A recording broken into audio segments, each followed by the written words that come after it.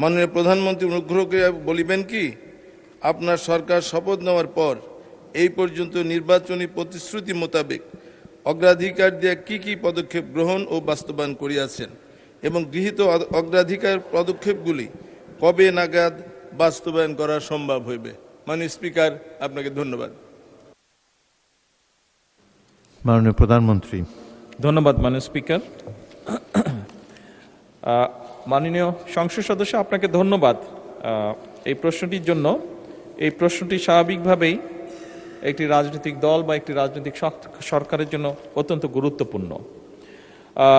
মাননীয় স্পিকার, সরকারের নির্বাচনী ইশতেহারে ঘোষিত কার্যক্রমসমূহ বাস্তবায়নের সকল মন্ত্রণালয় বিভাগ 180 দিন 2026-27 অর্থবছর এবং আগামী 5 বছরের জন্য কর্মপরিকল্পনা প্রণয়ন করেছে এবং তা বাস্তবায়নের জন্য এরই ভিতরে প্রয়োজনীয় উদ্যোগও গ্রহণ করেছে। কতগুলোর কাজ এর মধ্যে শুরুও করে দিয়েছে মাঠ পর্যায়ে। মাননীয় স্পিকার, ব্যক্তি নয়, পরিবারই উন্নয়নের মূল একক। এই দর্শনে প্রান্তিক এবং নিম্ন আয়ের পরিবারগুলোকে সুরক্ষা দিতে পরিবারের নারী প্রধানকে ফ্যামিলি কার্ডের মাধ্যমে মাসিক 2500 টাকা প্রদানের কার্যক্রম এরই মধ্যে শুরু হয়েছে। পাইলট পর্যায়ে এ পর্যন্ত 36টি ইউনিটের 60,000 পরিবারকে এই ফ্যামিলি কার্ড প্রদান করা হয়েছে এবং আগামী অর্থ বছরে ইনশাল্লাহ আমরা টার্গেট করেছি মাননীয় স্পিকার, সমগ্র বাংলাদেশে আমরা প্রায় 41 লক্ষ 20,000 টু বি প্রিসাইজ। মাননীয় স্পিকার, টু বি প্রিসাইজ খুব সম্ভবত 41,20,000 পরিবারের হাতে, আমরা নারী প্রধানের হাতে এই কার্ডটি তুলে দিতে ইনশাল্লাহ সক্ষম হব। কৃষির উন্নয়ন এবং কৃষকদের ইউনিক পরিচয় নিশ্চিতকরণের ন্যায্য মূল্যে কৃষি উপকরণ, সরকারি ভর্তুকি ও প্রণোদনা, স্বল্প মূল্যে সেচ সুবিধা, সহজ শর্তে কৃষি ঋণ যন্ত্রপাতি প্রদানের লক্ষ্যে 14 এপ্রিল 2026 এই তারিখে মাননীয় স্পিকার কৃষক কার্ড বিতরণের কার্যক্রমের উদ্বোধন করা হয়েছে। প্রি পাইলটিং পর্যায়ে দেশের 8টি বিভাগের 10টি জেলায় 11টি উপজেলায় 11টি কৃষি ব্লকে এ কার্যক্রম সম্পাদন করা হয়েছে। এ পর্যন্ত 20,748 জন কৃষককে কৃষক কার্ড প্রদান করা হয়েছে। এছাড়াও মাননীয় স্পিকার, নির্বাচনী অঙ্গীকার বাস্তবায়নের লক্ষ্যে সরকার শস্য, ফসল, পশুপালন ও মৎস্য খাতে 10,000 টাকা পর্যন্ত কৃষি ঋণ মওকুফ করেছে। এই লক্ষ্যে সরকার ইতিমধ্যেই 1,567 কোটি 96 লক্ষ টাকা বাজেটে বরাদ্দ করেছে। এর ফলে সারা দেশের প্রায় 13,17,500 জন কৃষক সরাসরি মাননীয় স্পিকার উপকৃত হয়েছে। মাননীয় স্পিকার, ধর্ম বিষয়ক মন্ত্রণালয়ে এই কমিটমেন্টটাও আমরা করেছিলাম। বাংলাদেশে আমাদের মুসলমান হিসাবে আমাদের মসজিদ মাদ্রাসাগুলোতে বহু খতিব সাহেব আছেন, ইমাম সাহেব মসজিদ আছেন। এর বাইরে অন্য ধর্মে যে ধর্মীয় ব্যক্তিত্ব আছেন, ধর্মগুরু যারা আছেন, এদের মধ্যে বহু মানুষ বেশ মানবতর জীবনযাপন করেন মাননীয় স্পিকার। এবং সেজন্যই আমরা নির্বাচনের পূর্বে আমাদের দলীয় অবস্থান থেকে আমরা নির্বাচনী ইশতেহারেও ঘোষণা করেছিলাম যে আমরা সরকার গঠনে সক্ষম হলে আমরা এই মানুষগুলোর পাশে দাঁড়ানোর চেষ্টা করব, সহযোগিতার হাত সরকার থেকে আমরা বাড়িয়ে দেব। সেই লক্ষ্যকে সামনে রেখে মাননীয় স্পিকার ধর্ম বিষয়ক মন্ত্রণালয় হতে 180 দিনের অগ্রাধিকার কর্মসূচির আওতায় 4,908টি মসজিদ, 990টি মন্দির, 144টি বৌদ্ধ বিহার, প্যাগোডা এবং 396টি গির্জায় কর্মরত ব্যক্তিবর্গকে মাসিক সম্মানী প্রদান করা হচ্ছে মাননীয় স্পিকার, এবং আগামী বাজেটে এটি সংখ্যা আরও বাড়বে মাননীয় স্পিকার ইনশাআল্লাহ। মাননীয় স্পিকার, আগামী 180 দিনের কর্মসূচির আওতায় জনগণকে হেলথ কার্ড প্রদানের একটি উদ্যোগ আমাদের রয়েছে। এই বিষয়কে একটি প্রকল্প অনুমোদনের অপেক্ষায় রয়েছে মাননীয় স্পিকার। উক্ত প্রকল্পের মাধ্যমে 180 দিনের মধ্যে 5টি জেলাগুলো হচ্ছে মাননীয় স্পিকার খুলনা, নোয়াখালী, বগুড়া, সিরাজগঞ্জ এবং নরসিংদী। স্বাভাবিক, আমাদের স্বাস্থ্যমন্ত্রী নরসিংদী, ওই জন্য জেলাটি আছে। জনসাধারণকে হেলথ কার্ডের মাধ্যমে চিকিৎসা সেবা প্রদানের কার্যক্রম শুরু করা হবে মাননীয় স্পিকার ইনশাআল্লাহ। এই health card electronic patient referral system এবং ইলেকট্রনিক পেশেন্ট ম্যানেজমেন্ট সিস্টেমের সাথে সংযুক্ত থাকবে। সরকারের 180 দিনের কর্মসূচির আওতায় খাল খনন পুনর্খনন কর্মসূচি গত 16 মার্চ 2026 হতে এরই ভিতরে শুরু হয়েছে মাননীয় স্পিকার। বর্ষার কারণে অনেকগুলো খাল খনন কর্মসূচি বা পুনর্খনন কর্মসূচি আপাতত পর্যায়ক্রমিকভাবে স্থগিত রাখা হচ্ছে। মাননীয় স্পিকার, 31শে মে 2026 পর্যন্ত পানি সম্পদ মন্ত্রণালয়, স্থানীয় সরকার বিভাগ, কৃষি মন্ত্রণালয় এবং দুর্যোগ ব্যবস্থাপনা ও ত্রাণ মন্ত্রণালয় কর্তৃক 666টি খাল পুনর্খনন কার্যক্রম চলমান। উল্লেখ, খাল পুনর্খনন খনন খালের মোট দৈর্ঘ্য যেগুলো হয়ে গেছে মোটামুটিভাবে মাননীয় স্পিকার, সেগুলো প্রায় 965 কিলোমিটার। মাননীয় স্পিকার, একটু আগে বেশ ঝমঝম করে বৃষ্টি হয়েছে। ছোটবেলায় আমি ক্যান্টনমেন্টে ছিলাম, আপনিও আমার ধারে কাছে ছিলেন মাননীয় স্পিকার। আমার মনে আছে তখন যখন বৃষ্টি হতো, আমরা যখন স্কুলে পড়তাম, একসাথে 5-7 দিন ধরে বৃষ্টি হতো।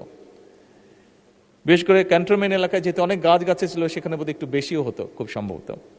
মাননীয় স্পিকার, আমরা খেয়াল করেছি হঠাৎ করে, আমি অনেকদিন পরে দেশে এসেছি, বাট এসে আমার খুব নজরে পড়েছে বৃষ্টির পরিমাণ বোধহয় দেশে অনেক কমে গিয়েছে। মাননীয় স্পিকার, কিছুক্ষণ আগে 20-25 মিনিটের মতন বৃষ্টি হয়েছে, বাট এরকম বর্ষাকালে আগে যখন বৃষ্টি হতো একসাথে 3-4 দিন 5-7 দিন বৃষ্টি হতো। মাননীয় স্পিকার, যেভাবে গাছ কাটা হয়েছে সমগ্র বাংলাদেশে, এইটার একটি বিরূপ প্রভাব আমাদের আবহাওয়ার উপরে পড়েছে এবং সেজন্যই, এবং একই সাথে এত গাছ কাটার ফলে দেশে বিভিন্ন রকম যান্ত্রিক যে মেশিন, গাড়ি ঘোড়া এগুলো চলার ফলে এবং বিল্ডিংগুলো উঠার ফলে মাননীয় স্পিকার টেম্পারেচারও বেড়ে গিয়েছে। এই সকল কিছু বিবেচনা করে 5 বছরে এই টেম্পারেচারটাকে যদি কমানো যায়, একই সাথে বৃষ্টির পরিমাণ যদি বাড়ানো যায়, একই সাথে পলিউশন দূর করা যায়, সেই লক্ষ্যকে সামনে রেখে মাননীয় স্পিকার 5 বছরে 25 কোটি বৃক্ষরোপণ এবং সবুজ কর্মসংস্থান সৃষ্টির লক্ষ্যে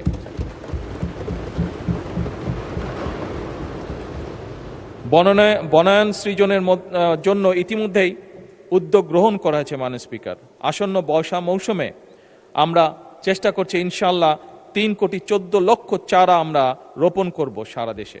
বৃক্ষরোপণ অনুষ্ঠান সম্পাদন করার জন্য স্থানীয় সরকার এবং এনজিওদের মধ্যে এরই মধ্যে মাননীয় স্পিকার সমন্বয় করা হয়েছে। মাননীয় স্পিকার, এই সংসদে দাঁড়িয়ে আমি বলেছিলাম একদিন যে বিগত অনেকগুলো বছর আমাকে বিদেশে বাধ্য হয়ে থাকতে হয়েছে, কিন্তু সেই সময় আমি দেখেছিলাম সেই দেশের শিশুরা কি সুন্দর জুতা জামা কাপড় পরে স্কুলে যায়, এবং আমার তখন ইচ্ছা ছিল কোনোদিন যদি আল্লাহর রহমতে সুযোগ পাই, চেষ্টা করব এই দেশের শিশুদেরকেও যাতে এরকম একটি ব্যবস্থা করা যায়। এবং তারই অংশ হিসাবে মাননীয় স্পিকার, আগামী অর্থ বছরে সরকারি প্রাথমিক বিদ্যালয় বর্তমান সরকার ইনশাল্লাহ 2 লক্ষ শিশুর মাঝে বিনামূল্যে স্কুল ড্রেস বিতরণ করার পরিকল্পনা গ্রহণ করেছে। এছাড়াও বিভিন্ন স্কুলে পর্যায়ক্রমিকভাবে 1 টিচার 1 ট্যাব পরিকল্পনা বাস্তবায়নের কাজ শুরু হয়েছে মাননীয় স্পিকার। এবং শুধু স্কুল ড্রেস নয়, স্কুল ড্রেসের সাথে বাচ্চারা যে তাদের খাতা কলম বই নিবে, তার জন্য আমরা একটি ব্যাকপ্যাকও তাদেরকে দিব, যেই ব্যাকপ্যাকটি সম্পূর্ণভাবে তৈরি হবে বাংলাদেশে, এবং একসময় যে বাংলাদেশের সোনালী আঁশ পাট বলতে আমরা যেটিকে জানি, সেই পাট দিয়ে এই ব্যাগ তৈরি করা হবে। মাননীয় স্পিকার, কারিগরি ও মাদ্রাসা শিক্ষা প্রতিষ্ঠানসমূহ বাস্তবায়নে আগামী 100 দিনের মধ্যে দেশের 2336টি কারিগরি এবং 8232টি মাদ্রাসা শিক্ষা প্রতিষ্ঠানে ফ্রি ওয়াইফাই চালু করা হবে। মাননীয় স্পিকার, সারা দেশের শহর ও গ্রাম অঞ্চলে খেলার মাঠ নির্ধারণ ও অবকাঠামো উন্নয়নে কর্মকৌশল নির্ধারণে কেন্দ্রীয় পর্যায়ে গঠিত কমিটি কাজ করছে। প্রতিটি ইউনিয়ন ও উপজেলায় যথাক্রমে 8 বিঘা ও 10 বিঘা করে উন্মুক্ত খেলার মাঠ তৈরির পরিকল্পনা রয়েছে। মাননীয় স্পিকার, আমরা গতকাল এখানে আলাপ করছিলাম, বিরোধী দলীয় কয়েকজন সংসদ সদস্য, আমাদের দলের থেকেও কয়েকজন সংসদ সদস্য একটি বিষয়ে কনসার্ন এক্সপ্রেস করেছেন, সেটি হচ্ছে যে নেশা বা ড্রাগের একটি বিষয় যেটি আস্তে আস্তে ছেয়ে ফেলছে যুব সমাজকে। আমি ব্যক্তিগতভাবে দৃঢ়ভাবে বিশ্বাস করি, আমরা যদি আমাদের সন্তানদের জন্য খেলার মাঠ তৈরি করতে পারি, তাদেরকে খেলার ব্যবস্থা তৈরি করতে পারি, অনেকাংশেই এই অভিশাপ থেকে আমরা বের করে আনতে সক্ষম হব আমাদের পরবর্তী প্রজন্মকে। এবং সেই লক্ষ্যকে সামনে রেখেই মাননীয় স্পিকার, খেলাধুলার জন্য মাঠ বা খেলার ব্যবস্থা আমরা এই পরিকল্পনাটি গ্রহণ করেছি। হাইটেক সফটওয়্যার পার্ক এবং আইসিটি সেন্টারসমূহ কার্যকরভাবে পরিচালনার জন্য এবং বাংলাদেশে পেপ্যালের কার্যক্রম আরম্ভের কার্যকর উদ্যোগ গ্রহণে একটি কমিটি গঠন করা হয়েছে। নির্বাচনী ইশতেহারকে প্রাধান্য দিয়ে বেতন কাঠামোর আওতায় জাতীয় ক্রীড়াবিদদের জন্য ক্রীড়া ভাতা এরই ভিতরে চালু করা হয়েছে। মাননীয় স্পিকার, প্রাথমিকভাবে 500 জন ক্রীড়াবিদকে এই ভাতার আওতায় আনার পরিকল্পনা নেওয়া হয়েছে। এর মধ্যে মাননীয় স্পিকার 300 জন ক্রীড়াবিদকে অলরেডি ভাতা প্রদান করা হয়েছে। এছাড়াও 325 জন ক্রীড়াবিদকে ক্রীড়া কার্ড প্রদান করা হয়েছে। মাননীয় স্পিকার, মাননীয় স্পিকার, ল্যাঙ্গুয়েজ স্টুডেন্ট ভিসায় বিদ্যমান জামানতবিহীন ঋণ সীমা যা আগে ছিল 3 লক্ষ টাকা সেটিকে বাড়ানো হয়েছে এবং সেটি এখন 3 লক্ষ থেকে 10 লক্ষ টাকায় উত্তীর্ণ করা হয়েছে। জাপানগামী শিক্ষার্থীদের জন্য ভিসা প্রাপ্তির পূর্বেই সার্টিফিকেট অফ এলিজিবিলিটির ভিত্তিতে এই ঋণ প্রদান সহজীকরণ করা হয়েছে। 2030 সালের মধ্যে 20% নবায়নযোগ্য বিদ্যুৎ উৎপাদনের লক্ষ্যে ইতিমধ্যে জাতীয় রুফটপ সোলার কর্মসূচি এবং নেট মিটারিং এর মাধ্যমে মোট 35 মেগাওয়াট বিদ্যুৎ জাতীয় গ্রিডে সংযুক্ত হয়েছে এবং এটিকে 2030 সালের মধ্যে, মাননীয় স্পিকার, যে সোলারের যে বিদ্যুৎ, এটিকে 30 সালের মধ্যে আমরা মিনিমাম 5000 মেগাওয়াটে নিয়ে যেতে চাই। মাননীয় স্পিকার, সরকার 5 লক্ষ সরকারি কর্মচারী নিয়োগের সিদ্ধান্ত, যা একটু আগে আমরা আলোচনা করেছি একজন সংসদীয় প্রশ্নের পরিপ্রেক্ষিতে, কম বেশি গ্রহণ করেছে। ইতিমধ্যেই শুধুমাত্র জনপ্রশাসন মন্ত্রণালয় অধীনস্থ দপ্তর এবং সংস্থাসমূহে শূন্য পদের বিপরীতে 2879 জন মানুষকে নিয়োগের কার্যক্রম চলমান রয়েছে। 12 থেকে 14 বছরের শিশু কিশোরদের ক্রীড়া প্রতিভা অন্বেষণে যুব ক্রীড়া মন্ত্রণালয়ের উদ্যোগে নতুন করে স্পোর্টস 2026-এর কার্যক্রম গত 2রা মে তারিখে উদ্বোধন করা হয়েছে। এতে football, cricket, kabaddi, athletics, badminton, দাবা, সাঁতার ও মার্শাল আর্ট সহ মোট 8টি খেলা, মাননীয় স্পিকার, অন্তর্ভুক্ত করা হয়েছে। এটিও, মাননীয় স্পিকার, যেই নেশা বা ড্রাগের যেই সমস্যাটির কথাটি বা বিষয়টি আমরা এখানে আলোচনা করেছি, সেই অভিশাপ থেকে মুক্ত করার জন্য এই পরিকল্পনা গ্রহণ করা হয়েছে। মাননীয় স্পিকার, আপনাকে আন্তরিকভাবে ধন্যবাদ।